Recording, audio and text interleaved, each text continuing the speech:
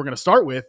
What if Ben Johnson leaving and the overall coaching brain drain actually does begin to have a massive negative impact on the efficiency of the Lions offense? Because we'll talk about it here in a second, Boone. Like, nobody is viewing it that way based on rankings right now.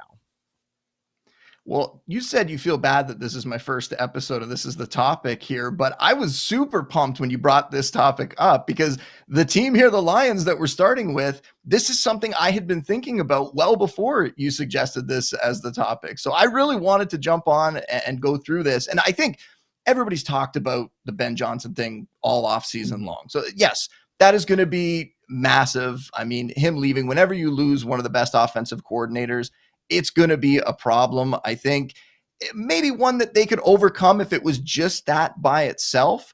But I think there are so many things going on in this Lions franchise right now that could be a problem fantasy wise. And I always want to make the distinction between like real life and fantasy, that they're definitely, sometimes people are too focused on one or the other. You kind of got to blend them both a little bit. And sometimes they are completely separate. You could have, a terrible real life scenario and yet still be putting up really good fantasy stats. The Lions are still going to be a good team. I don't think we're suggesting that today, that they're going to completely fall off and finish near the bottom of the league or anything like that. They're still going to be a good team, but you're losing Ben Johnson, who has really made that offense one of the best offenses in the league. They have the talent. They had the coordinator. Now he's gone. And maybe John Morton is going to be able to step in there and take over. I think there's going to be a bit of a step back with him. But to me, it's all the factors involved. It's losing their all-pro center in Frank Ragnow to retirement. That happened more recently. But on top of that, they also lost Kevin Zeitler, right? Who's been a quality lineman for years, who has been a really good guard, played excellent for them last year. A Pro Football Focus, they ranked him, they graded him out as their third best guard last season. That's a huge loss. For the record, Frank Ragnow, I think, was the second graded center by them. So these are our top linemen. So now you're going to have a situation in the interior of that offensive line where you're going to have at least two new starters. Maybe Graham Glasgow is going to move to center. We'll see what happens there. But you have an offense that has really been able to kill people with the run and really done it thanks to that offensive line. That's been a huge help for them. And that offensive line has also kind of insulated Jared Goff. And I think Jared Goff is the kind of quarterback that needs that kind of perfect scenario around him in order to hit his ceiling. And he had it. He had the coordinator. He had the line. He had the talent. Well, now we have questions about the line. Now we have questions about the coordinator. I'm going to stop there because I have a few other things I want to bring up, but I'm going to give you a chance to hit on those two first, because those are really, really big ones that are going to have an impact on these guys.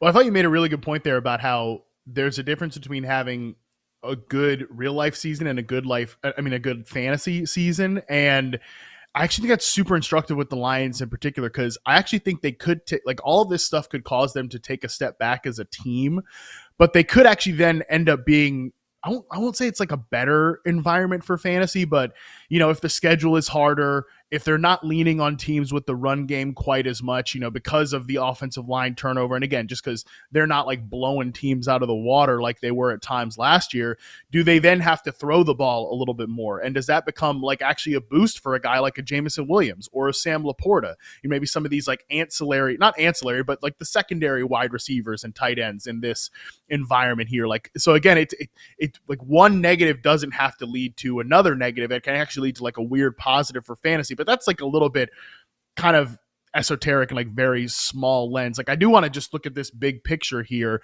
because I think the tough part with this conversation, Boone, is that we don't have a lot of examples of what this looks like in recent years, where a team loses an inner circle offensive coordinator, like one of the top 5 or so play callers in the game. Because for the most part, the top 5 play callers in the game are all head coaches, right? They're Sean McVay, they're Andy Reid, even a guy like Matt LaFleur, like they're not going anywhere, right? So we don't have a lot of examples of this. I actually think the most recent example, or at least the best example in my mind, and people can correct me if they can find another one, I thought like the 2016 to 2017 Atlanta Falcons were a really good example of what we're looking at here to sort of table set what it looks like when you lose a top 5 play caller, because they had Kyle Shanahan that year. We know they went to the Super Bowl. We know what happened when they went to the Super Bowl, but they were an incredible offense that year in 2016. They ranked first in EPA per play, third in success rate, first in explosive play rate, and first in points per game.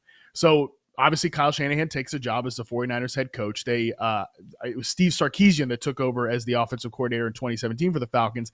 It wasn't terrible. They were 6th in EPA per play, 3rd in success rate, 3rd in explosive play rate, but they were 13th in points per game. So that's sort of like when we're talking about Ben Johnson in particular leaving, we're looking at something like that, right? Where maybe this offense is still very good, but it's not one of the absolute best in the league, which, again, just to read off the metrics for the Lions last year, 3rd in EPA per play, 1st in success rate, 2nd in explosive play rate, and 1st in points per game. Yeah, and you never know. We're going to talk about a team a little bit later, I think, that I had a lot of concerns about when they lost their coordinator last year and thought there would be a big drop-off. And then they managed to find another guy who stepped in and kept the offense just humming along, if not, maybe even made it a little bit better. So it's always possible. But again, for me, I always look at these things like they're each an individual data point. And if you just have one of them, maybe we can push it to the side. But when you have a bunch, that's when it starts to become a problem. And that's when I think there could be a little more predictability in that. So another thing I wanted to bring up here, and I don't see people talking about this enough, is their strength of schedule. And this is in real life and in fantasy. And I bring it up because it's top of mind. Like I said, I just wrote a bunch of strength of schedule stuff recently. I do it every year. And I really think this could be a problem for them. And if you want to go real life, I mean, Warren Sharp does a really good job with that, and he has them as, I believe, the 3rd hardest schedule this year overall. If you want to look more at fantasy-wise and what I've done with it, last year had a pretty friendly string of opponents there. I mean, they were top 10 at 3 different positions when it comes to my strength of schedule matrix. And Jared Goff had a fantastic season. When I'm talking about Jared Goff hitting his ceiling, I think he might have hit it last year, right? QB 8 in fantasy points per game, had the 9th easiest schedule. And for me, I always say there's a chart. If anybody checks out that matrix, you want to look at it. You want to look at the guys that are in green at the top and the guys that are in red at the bottom. The yellow in the middle, it's not really going to matter too much. So you focus on the tops and the bottom and the extremes there. And again, don't overweight that. It's just one more data point. It's good as like a tiebreaker or something to keep in mind. But now we switch to this year, and things are going to be a lot different for him. He has the 5th toughest schedule for quarterbacks. The Lions running backs have the worst schedule fantasy-wise across the league for running backs. Oof. And then the other thing that factors into some of that, last year, okay, do we recall what happened with their schedule last year? They had this bizarre setup where they only had 3 outdoor games. They didn't have their first outdoor game until week 9. And let's look at Jared Goff a little bit here. I mean, he has like a 5 to 6 point difference in fantasy points per game when we're talking about indoor and outdoor games in his career. There is a serious difference there. So now we look at this season, and man, 4 of their first 7 are going to be outside. 2 of their first 3 are going to be outside. I think they have 6 games outside in total. So that's yet another one. And okay, again, do we want to, maybe hedge a little bit and say, well, maybe this team's become a little more resilient over the last few years under Dan Campbell. They kind of have that attitude. Maybe, but now we're really stacking things up together here. I think the fact they're going from one of the easier schedules to now one of the tougher schedules, I think that is going to be a problem too. I think this, again, it's such a good point because like it's one thing to focus on the Ben Johnson of it all and the changeover there. And we'll come back to that, but I love the point about there's multiple things happening here where it's not just, yes, you got turnover on the offensive line, which look, we in fantasy focus on Amon-Ra St. Brown and Jahmyr Gibbs and all these playmakers and stuff like that. And yeah, again, Ben Johnson, a great play designer from a pass game standpoint, like they're pass concepts and the way they're like the routes all work together and the spacing and how condensed it is and how they're able to attack all blades of grass. That's great. But this team is built on being badass up front, right? They're a physical run team. They're a run team that runs a lot of concepts. Like they pull guys, they'll pull Penei Sewell. They'll do all kinds of stuff like that. And when you lose Frank Ragnow in the middle, that's a huge part of it. And again, if this team is playing more outdoor games, and right, they play in Green Bay in week 1, they play in Baltimore in week 3, they play in Cincinnati in week 5, they play in Kansas City in week 6. That's not like not only are those games all outside, those are all pretty tough opponents too in a whole nother lens of it as well. how many of those teams are they, and how many games this year are they just going to be able to lean on teams with that ground game? Which, like I said, maybe that does open up opportunities, more targets and things like that, more pass attempts for Jared Goff, more targets maybe for a Jameson Williams, or more targets maybe for an Amon-Ra St. Brown. But are those targets going to be as efficient? Because like we think about this from a fantasy perspective, like, oh yeah, we want quarterbacks who throw the ball a lot. You actually want quarterbacks to be efficient. You want them to be in positive game script, because then they're not like throwing aggressively. They're not making mistakes. And again, this could all just be like a cascading effect here. So like, you're right. It's not just the fact that they've lost a play caller, which is kind of the ethos of the show, but it's all these other things that are also in play with the Lions that make it like, again, nobody's adjusting for any of this. Boone, right? Like Jahmyr Gibbs is the running back 3. He's the 6th overall pick in drafts right now. St. Brown is wide receiver 6. He's the 9th overall pick in drafts right now. Jameson Williams, wide receiver 27. David Montgomery, running back 23. Sam Laporta, tight end 4. Jared Goff, QB 13. Like, people are expecting this to be one of the best offenses in the league again, and to provide a very fruitful fantasy environment. But there's a lot of things to consider here, and that's what we're doing here, right? We're take shopping. We're contrarian cornering this whole thing. Yeah, and looking at some specific guys like you're doing there, Jared Goff, obviously, I've said my part about him. I have him further down my rankings than I think most people do. The other guy that I'm curious about that this could really impact is David Montgomery. And we've seen them have 2 very productive running backs for fantasy the last several seasons.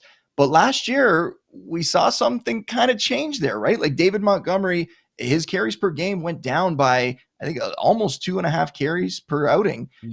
That's pretty significant. Now, he made up for it with a little more receiving work, and obviously he always has the touchdown thing going on, and that kind of helps him fantasy-wise, but touchdowns can be volatile. And if we're talking about this team maybe not scoring as much or not being in those kind of positions as often, could he be the guy that really gets hurt here? He's somebody that I feel like every time I'm updating my projections and my rankings, I bump him down a little further. And right now I have him in that like fringe low end RB2 range kind of, but he could be like a high end RB3 or more of a touchdown or bust kind of flex play. I could see that totally happen if this offense takes a step back. Right. He was running back 13 in points per game last year. He missed a few contests at the end of the season, which really then boosted Jahmyr Gibbs up. And man, as somebody that had Jahmyr Gibbs on a lot of fantasy teams last year, it wasn't the worst time in the world to have that happen, right? You know, I never wish injuries on players, but obviously, again, Jahmyr Gibbs really smoked at the end of the season. So Montgomery, though, I guess we're already kind of baking in a step back from him, but he is somebody, man, over the last few years I've drafted a lot of, because as much as we talk about, Montgomery misses time, Jahmyr Gibbs gets a big boost. The same is true for Montgomery, right? Like if Jahmyr Gibbs ever missed time, Montgomery would probably become an instant, top 12, top 10 weekly ranked back if this environment is still one of the best in fantasy, Justin. And I guess that's kind of the where we're at here. Like, what do we think of John Morton taking this team over? Because like John Morton's an interesting character, right? He actually he played in the CFL as a wide receiver. I don't know if you knew that, but he was a wide receiver. At least he was on the roster of the Argonauts. So like there's that. But he actually has called plays in the NFL before. He was the offensive coordinator with the New York Jets in 2017. That was like an interesting offense because it was Josh McCown like throwing the ball all over the yard. He was Robbie Anderson at the time, I believe, but now Robbie Chosen averaged almost 15 yards per catch, scored 7 touchdowns. Jermaine Kearse went over 800 yards in that offense. Bryce Petty started 3 games. That's not great. And they ultimately were the 32nd ranked offense in success rate that year. So I don't know if we know anything about John Morton other than he has a really interesting background and that he's like been with Sean Payton for a while. He's kind of off the same tree as Ben Johnson, even spent time with the Lions as a senior offensive assistant in 2022. So this is the whole point of the show, right? Where throughout the course of the offseason, I've said like, I'm not too worried about the Lions because really, like, I think people are underrating how much of an offensive background Dan Campbell has. You know, he was a tight end in the NFL. He was an offensive coach under Sean Payton. Like, people think of him as just this, almost think of him as like a defensive coordinator because he's big and he has like that bravado.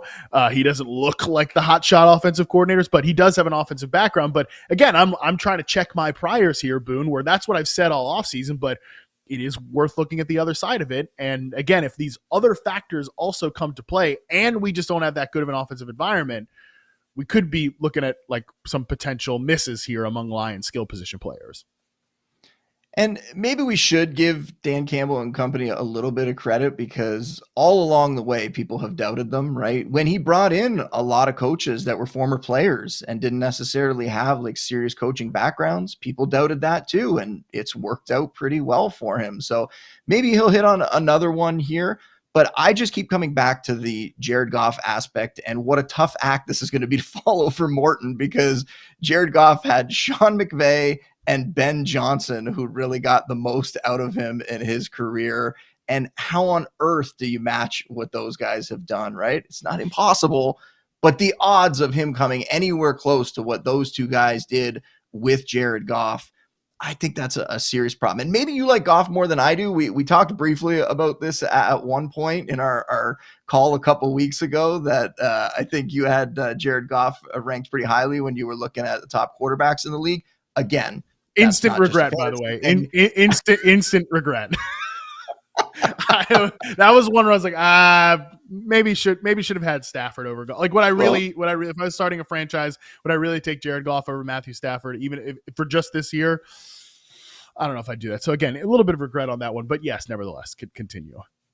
Well, and Jared Goff, the fact that he was the QB8 in average fantasy points per game last year, and the type of quarterback that he is, right? We don't see a lot of quarterbacks who are pocket passers end up in that range unless they have huge touchdown totals and huge yardage totals. The rushing quarterbacks just crush those guys now, right? Like on average, you do not have many of those pocket passers end up in the top 10, the top 12. So I think with all these changes, it's going to be very difficult for Goff to get up there. And then that just trickles down to the entire offense.